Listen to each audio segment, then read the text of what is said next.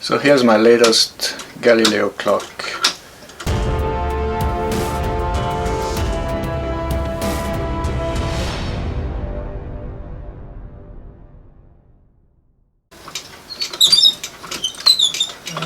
And my favorite, it's still this one with the who is spring driven, but this face will work for this, and that's pretty much the only piece that's the same. I had to redesign almost every part on this one. It's a little bit higher also, but that allowed me to do a little bit longer pendulum with more time adjustment. Stop it. And well, there are some parts that are the same. The face will fit on here, the hands, the front gears are the same, but then all the rest I had to redesign pretty much everything. Also made a thicker top frame, and then by changing the frame I had to change the parts.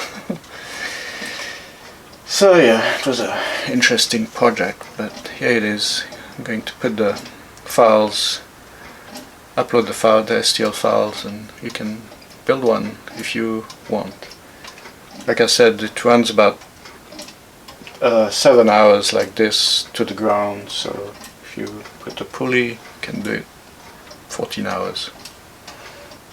Or double pulleys, longer, but needs a pretty big weight.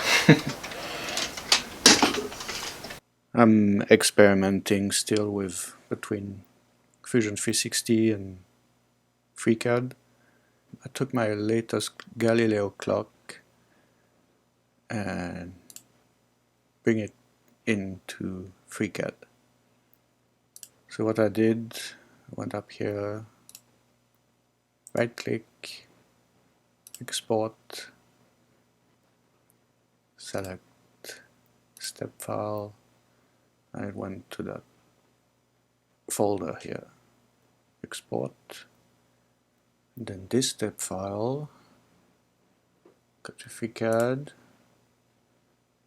I want import this step file, already did it, so there it is.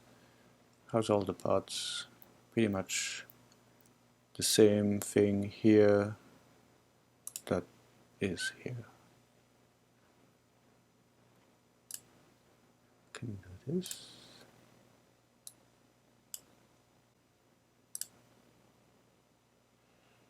So here is my latest Galileo clock.